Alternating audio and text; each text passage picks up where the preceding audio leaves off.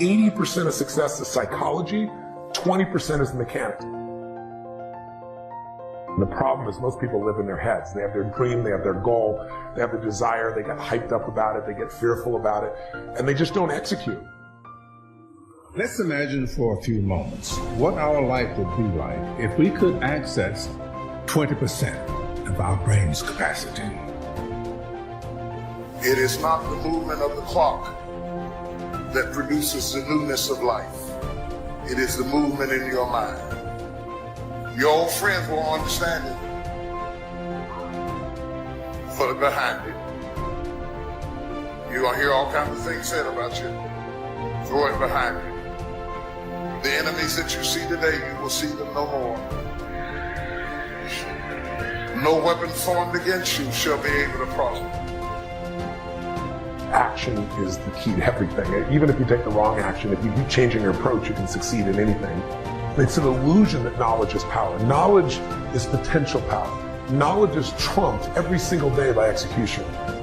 Don't get me wrong, I'm a strategist. The right strategy can save you a decade. But if you don't have the right psychology, you'll learn the strategy, you won't apply it. So psychology is the driving force that creates an extraordinary business and an extraordinary life. I've never met a person who was not successful that didn't have a great amount of self-discipline within their life. Self-discipline and being able to perform and being able to keep your life on schedule and being able to keep commitments and promises and meet deadlines is essential to success. Understanding and knowing that we can move from where we are, that we can begin to design the kind of life that empowers us, that gives us happiness, that enable us to be on top of who we are.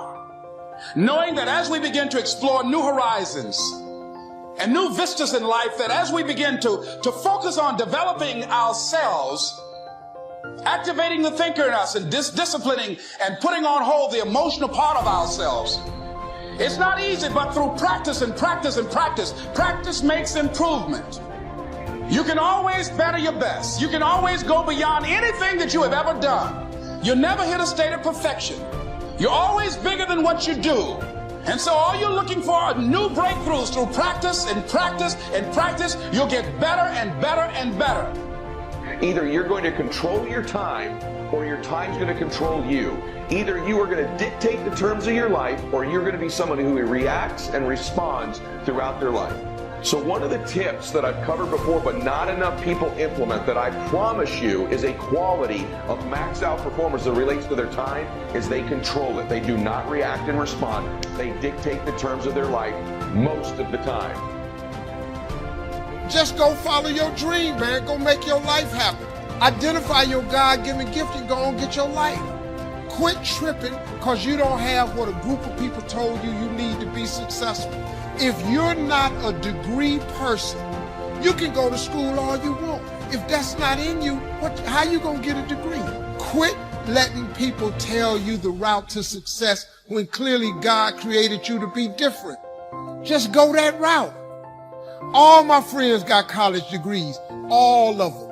I flew all of them to Cancun, Mexico last year. Now, if you want to be a doctor, scientist, or lawyer, you got to get a degree. But if you're not that person, you can still make it. Quit tripping because you don't have what he got. You ain't finna be what he is. God made you different. Just go be different. The number one thing probably killing your dream isn't your hater, isn't the feedback, isn't the criticism, right? Isn't the concern. It's the energy you expense and expand by worrying so much. It's your addiction to other people's approval that will ultimately kill your dream. That's actually the symptom. The symptom is, I'm so addicted to what other people think about me. The disease is lack of self-confidence in ourselves. Build up your self-confidence. So this addiction to what other people think about you is eliminated or reduced in your life. The fact of the matter is this, what other people think about you is none of your business.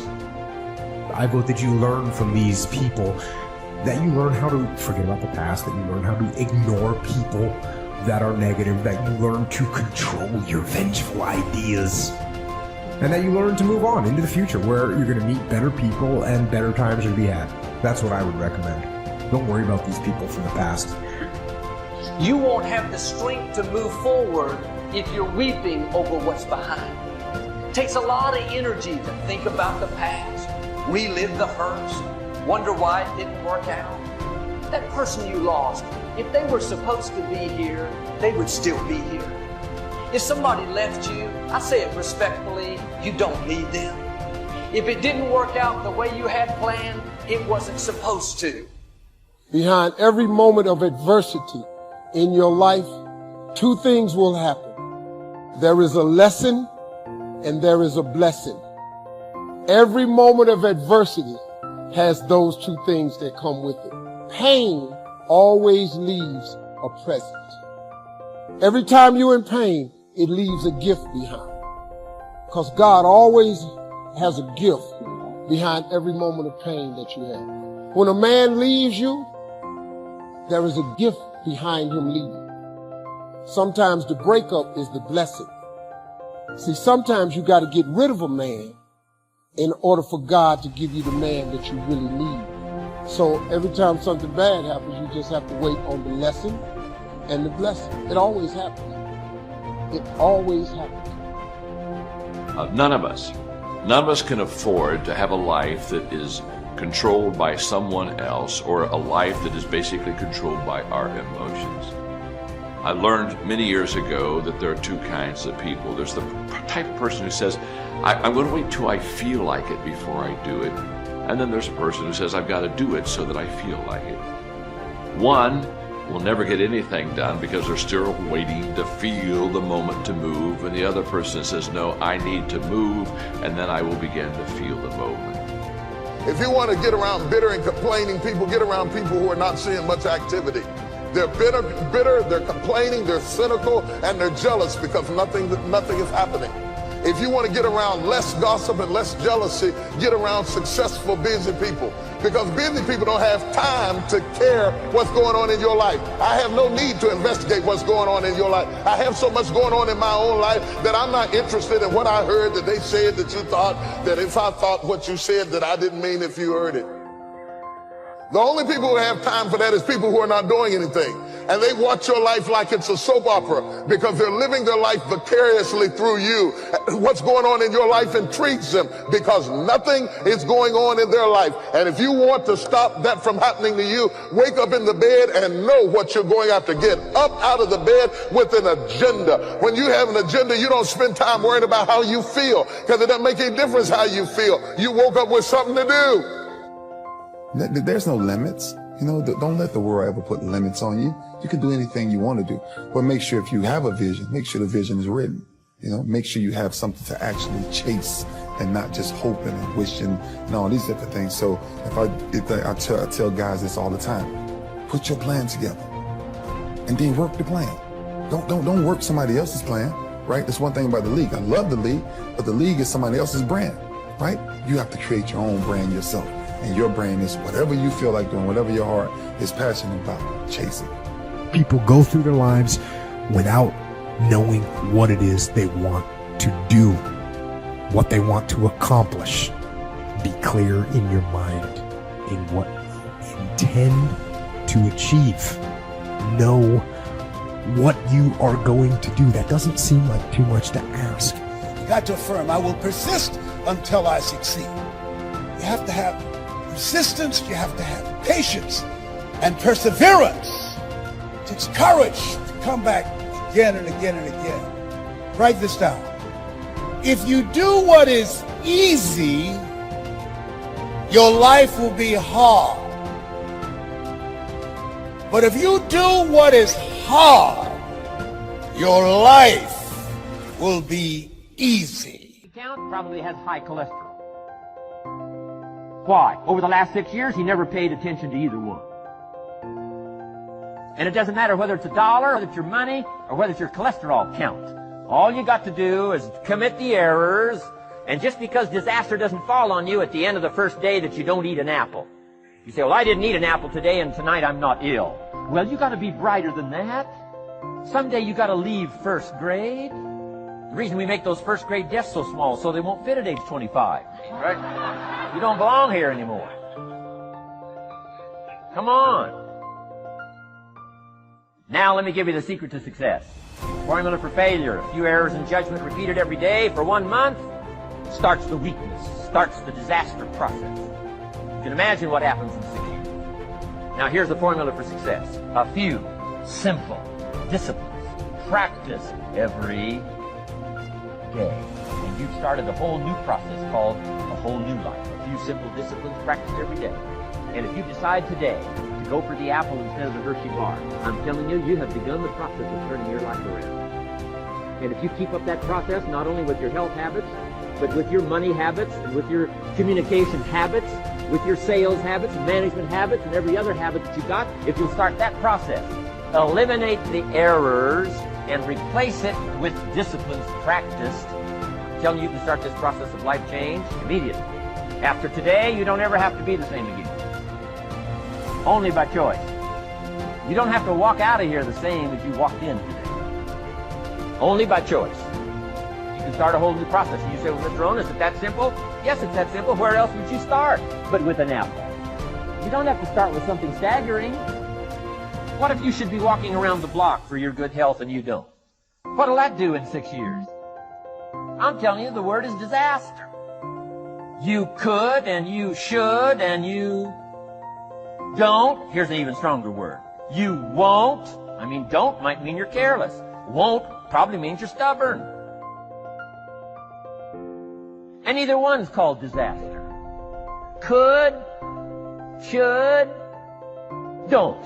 I'm telling you, that's why at the end of 6 years, I found myself with pennies in my pocket, nothing in the bank, creditors calling.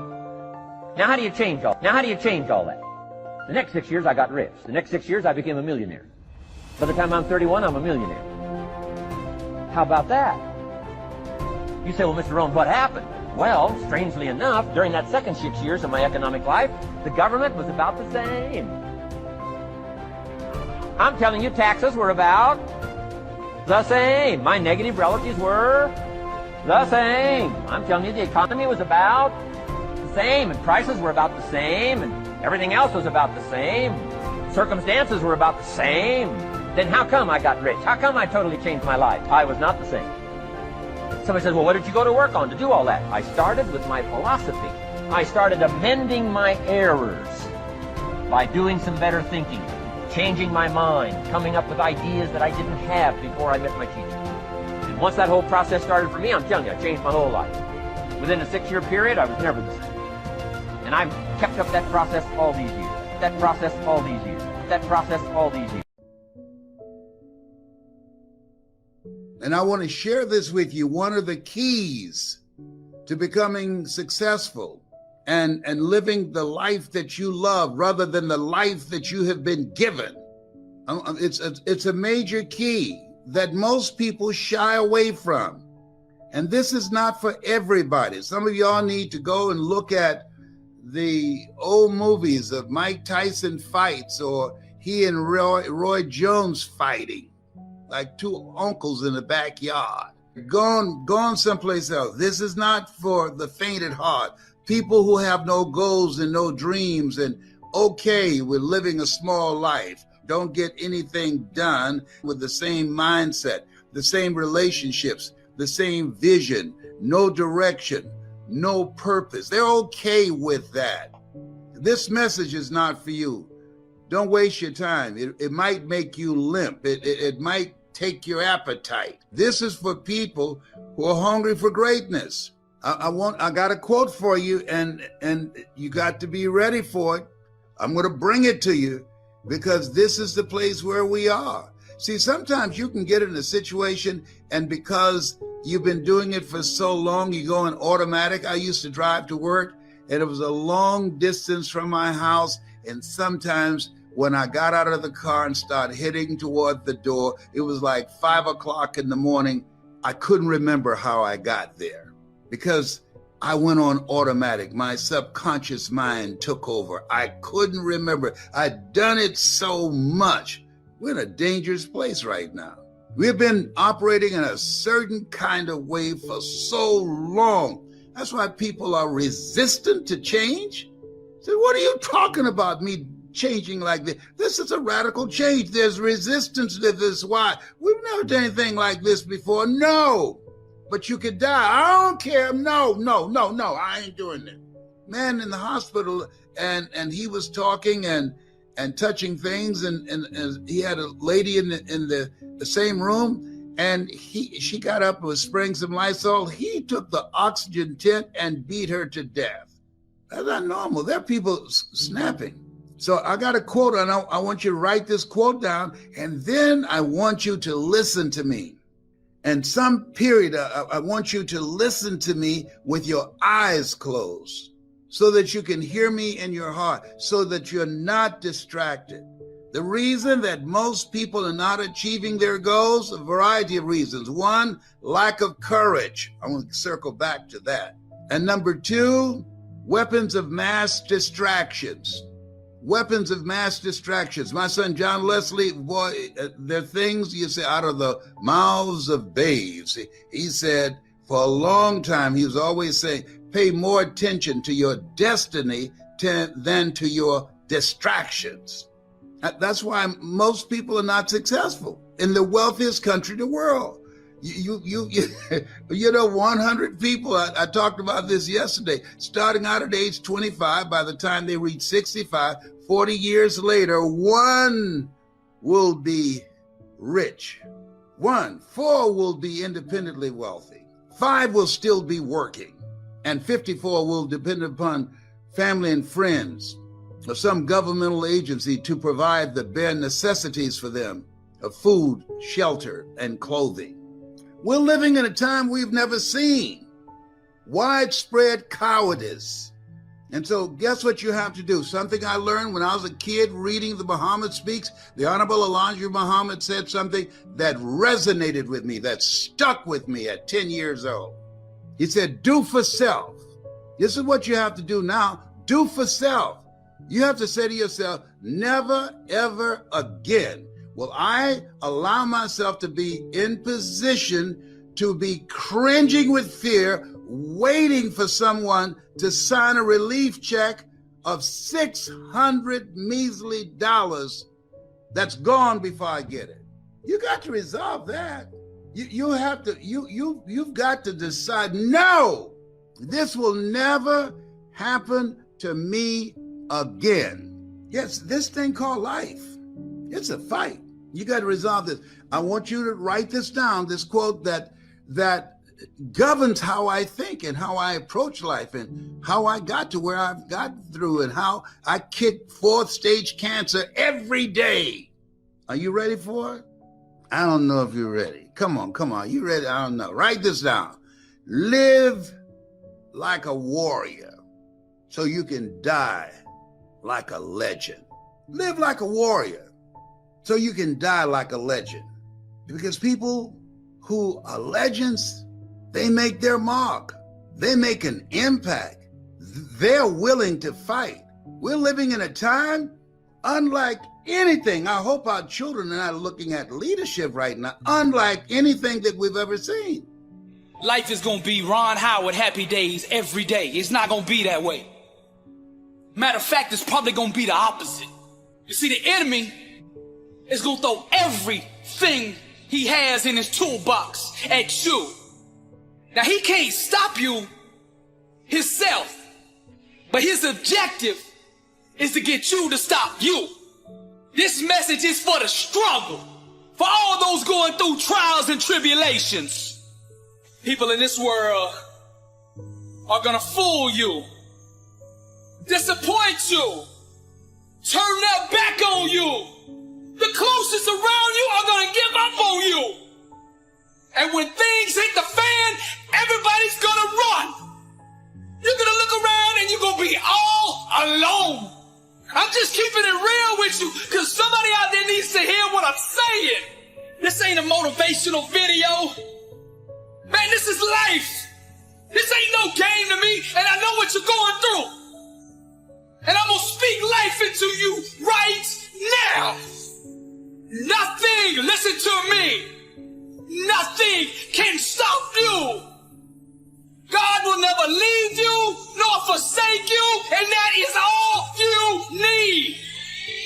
There's a power inside of you that you can only discover when you are truly alone. Just as the waves on a beach shore come in and out, people will do the same. Relationships are like music, and you should never make music with anybody who doesn't understand, appreciate, and value your lyrics. Sometimes you just gotta let these people go. You gotta know your worth. Sometimes you just gotta let them people go. You gotta stop chasing people who don't appreciate you. Sometimes in this life, champion, you gotta remind the world just who you are. And you don't do this by telling them with your mouth. You tell them with your actions. You make your actions speak loud and proud to who you are. Don't let the world convince you that you're nobody. You're somebody who just don't know it yet. Do you hear what I'm saying, champion? I'm speaking to the champion in you. Rise, champion. The way of the warrior. Champion eyes. Get back up. My spirit cries. Fear dies. Choked out by the scream. The desire to climb and live out my dream. Take it for the team. Discipline reigns. I wanted too bad to listen to the pain. I'm a winner. To God be the glory. Tragedy and setbacks, an inspirational story. Warriors like me, we were strategically designed for the struggle. Many before me gave up and quit. Acted all bad to the first time they got hit. But see, blood don't scare me. I fear not death. Whatever it takes, champion, to be the best of the best. I was made for war. I cry out to heaven. Blessed and unstoppable. An immortal legend. Climb, I say, the unclimbable mountain. Kicking and punching. I just keep on pounding. I found it. That deep desire to win. I remember defeat and I say, never again. See, warriors like me, we were born and strategically designed for the struggle. Balancing your personal life with your professional life is key to making your ambition work for you. Home life, work life, they must work together. Making sure that what you're going for in your career complements your home life. Making sure that what goes on at home complements your career. One won't work well if the other doesn't. Lady gets into work early in the morning, is the last one to leave every night. This keeps going on week after week, month after month. Doesn't seem like she gets that much more accomplished than everyone else. Matter of fact, it seems like she's using the office to escape from home. Something's wrong here. Better fix it. Chances are that whatever's bothering her at home is affecting her work anyway. A guy's always late for work. Always takes off during the middle of the day to go home. There always seems to be some sort of emergency to tend to at home. He takes long breaks, leaves early to go home. He's not getting his work done in record time. He's not getting anything done at all. Chances are he's using the emergencies at home as an excuse to stay away from the job. If something's wrong at work, fix it. If you can, or look for your solution elsewhere. If something's wrong at home, fix it. If what's going on at home is the result of neglect, admit it and fix it. Pay greater attention.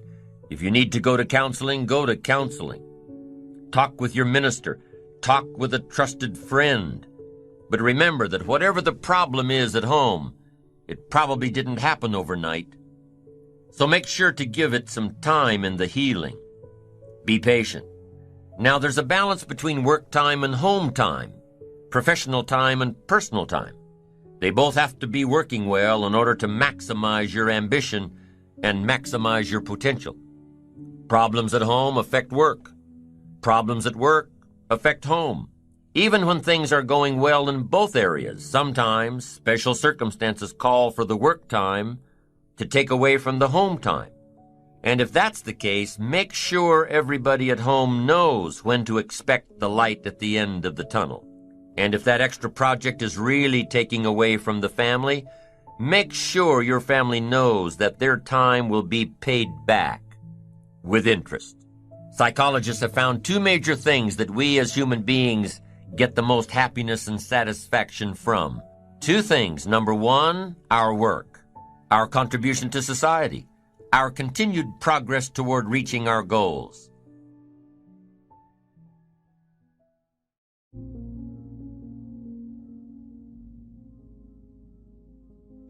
Life responds to deserve, not need. Life was not designed to give us what we need.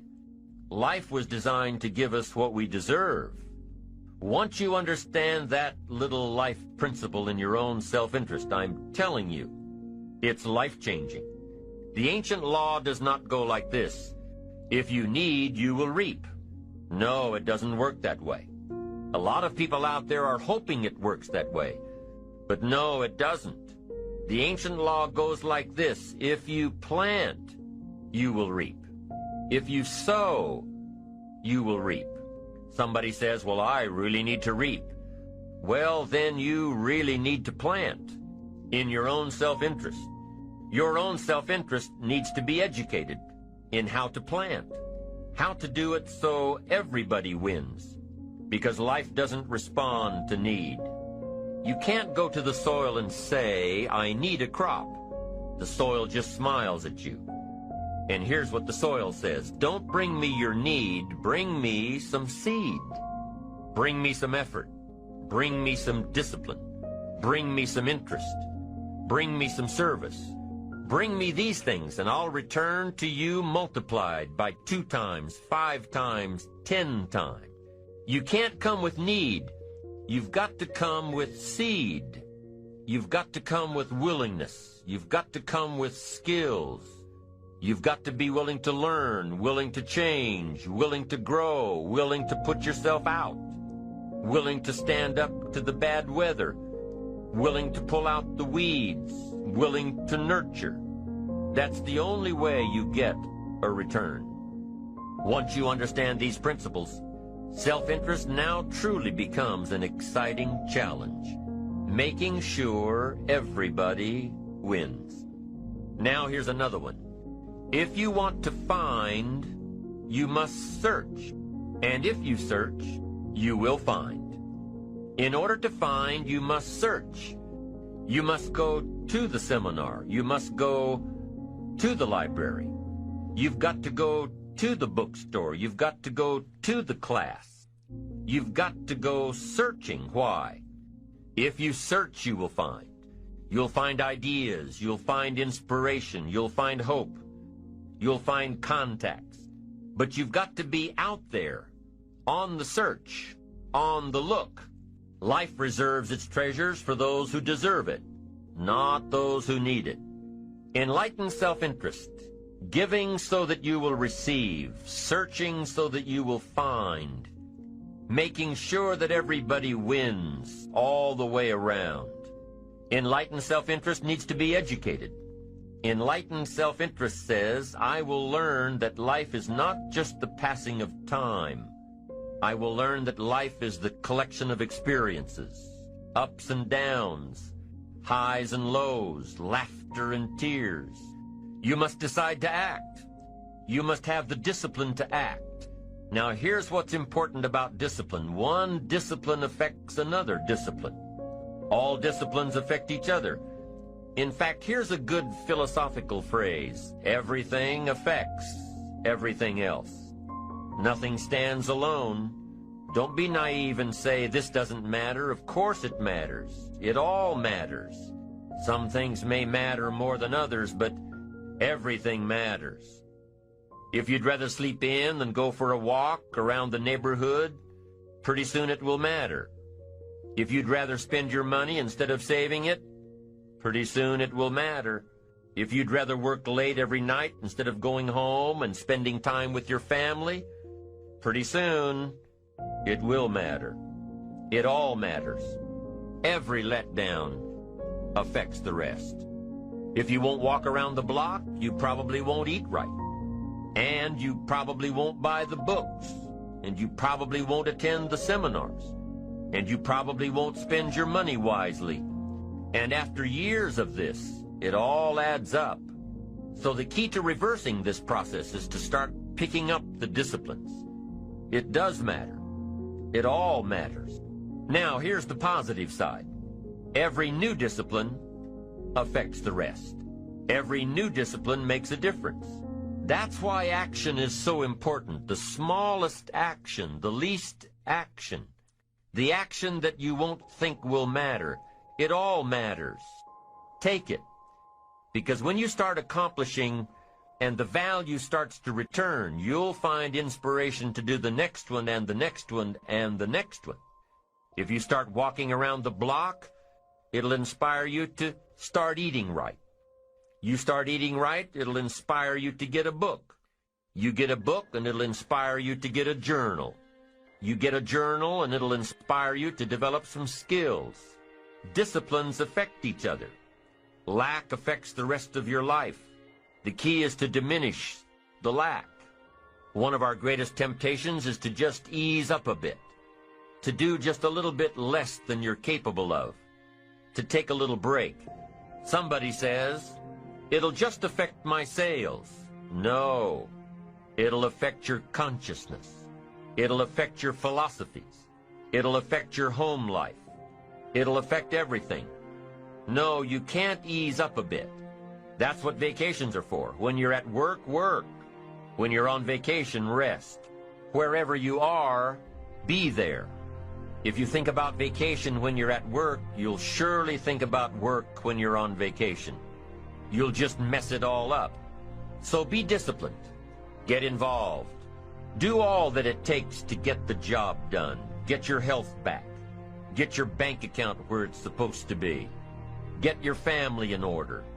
Get disciplined, be disciplined every day. When you set up the disciplines that give your life structure, miracles can happen. Multiply. And I'm telling you, anybody who wants to make a drastic change in their income can do it.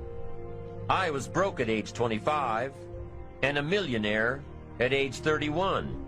Everything around me was the same. I changed. I refined my philosophy. I read the books. I took the classes. Started looking at life a little differently. I'm telling you, it works. There's no secret to success. There's a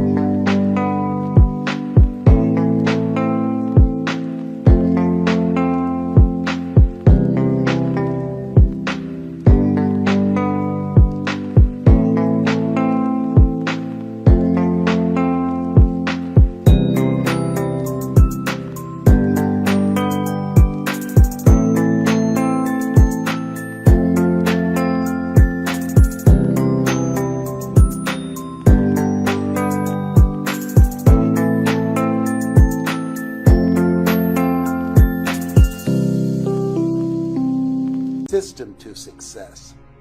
The system works if you work it. If you don't work it, it won't work. But it works if you work it. And that's one 4-letter word that most people don't like.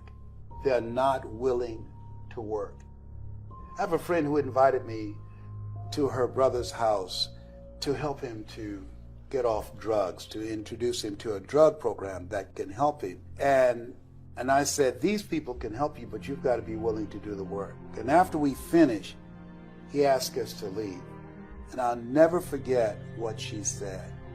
As we were going down the steps, she said, Les, I do apologize for wasting your time, but I realized when my brother knew that it would require work for him to get off drugs, that most people won't participate in their own rescue. And there are people who will be presented with an opportunity, who know that they could be laid off at any moment, who know that there's no such thing as job security, who know that them keeping their job has nothing to do with how good they are. And yet and still, they'll go to work and have knots in their stomachs, hoping when they open up an email that they have not been told this is your last day. They'll go to work hoping there's not a security guard standing by their desk with a box and say, empty your things in here and take them to the front door and escort them to the parking lot. They go in there hoping it doesn't happen. Why? Because they don't want to do the work. It's an aversion to most people's spirit. And I'm walking around in the jungle and I said, well, Lord, I can't fly like the eagle.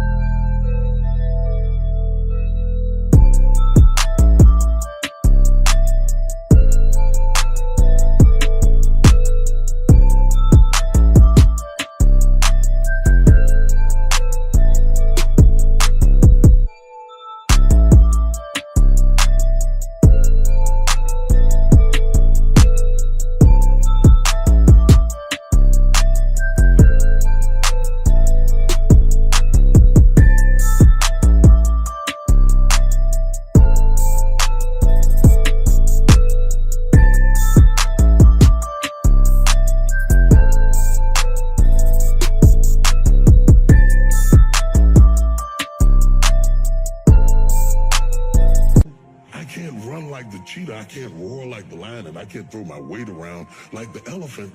What did you give man as his defense in the whole ecosystem of human, of life force? What did you give me? He said, I gave you a brain.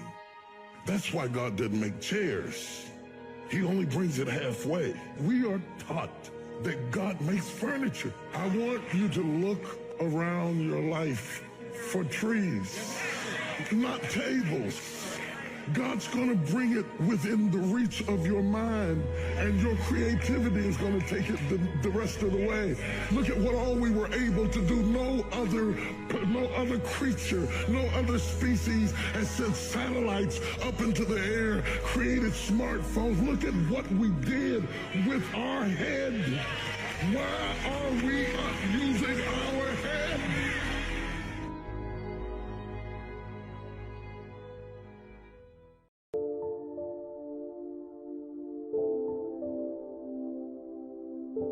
See, I used to blame everything outside for my lack of progress until I found the problem was inside. For a big share of my life, I kept looking for the answers to do well outside, and I found out the answers were inside. Success is not something you pursue. Success is something you become. You see, it's not what happens that determines the quality or the quantity of your life. It's not what happens. And the reason is because what happens to about everybody. The sun went down on all of us last night, a common event, and I found out the same things can happen to two different people, but one gets rich and the other stays poor. Why is that? It's because it's not what happens, but rather it's what you do about it. That is an important phrase for your written and mental note. It's not what happens, it's what you do that makes the difference in how your life works out. What happens is about the same for everybody. It's what people do that makes the difference. Anything can happen, right? I've heard all of the stories. Hey, I've been one of the stories. We could all tell stories for days on end. Anything can happen. Have you heard of Murphy's Laws? Surely you have. Murph had these laws. One of the laws was, if anything can go wrong, it will. That's one of Murphy's Laws. Anything can happen. I've fallen out of the sky so many times. Once to the tune of a couple of million.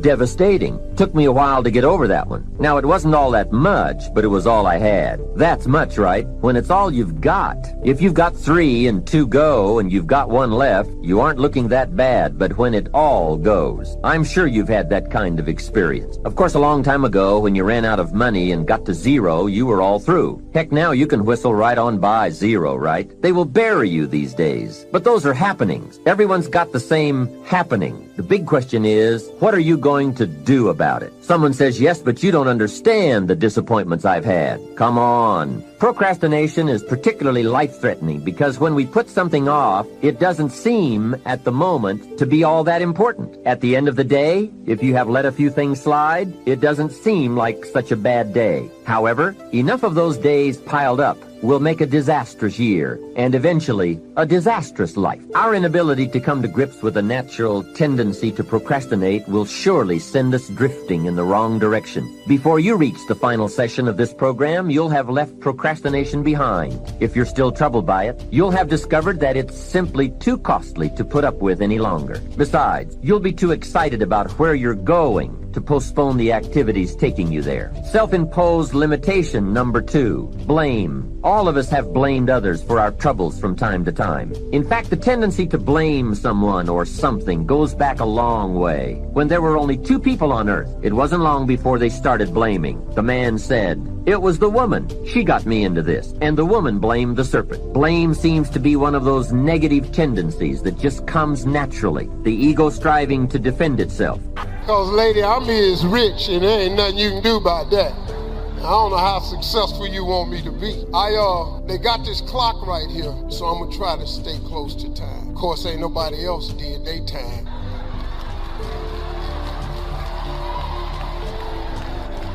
Everybody else went long. But see, I'm a professional, so I looks down at the clock. But I'm gonna try to tell you something that's really important here.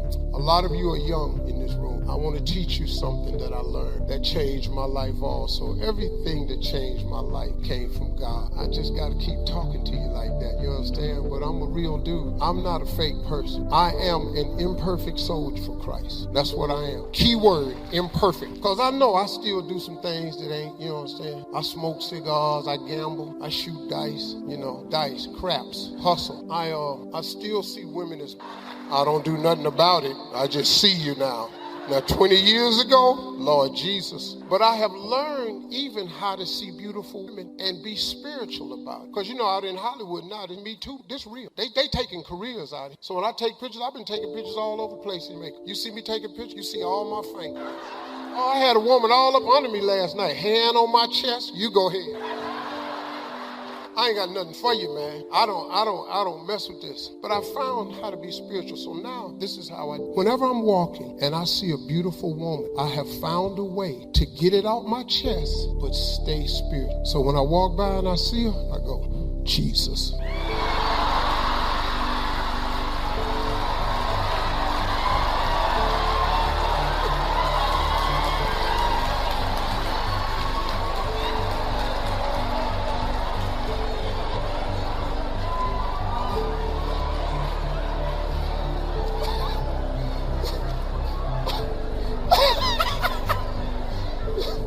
Praise the Lord. Because my wife, man, is like the chick of my dreams, man. I told you I've been married twice. I've been through it. When God gave me this chick right here, he saved my life, man. He saved my life. I tell dudes all the time, you could be a successful man without a woman, but you're never great. So the master came back.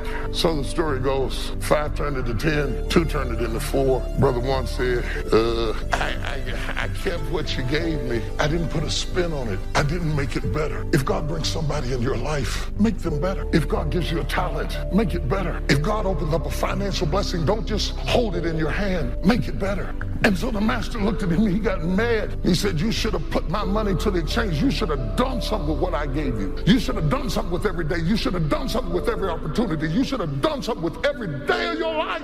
You should have done something. You should have stopped crying and complaining. You should have done something. I felt bad for Brother One. I'm just that kind of person. I'm always for the underdog. Yeah, I could have been Judas's lawyer.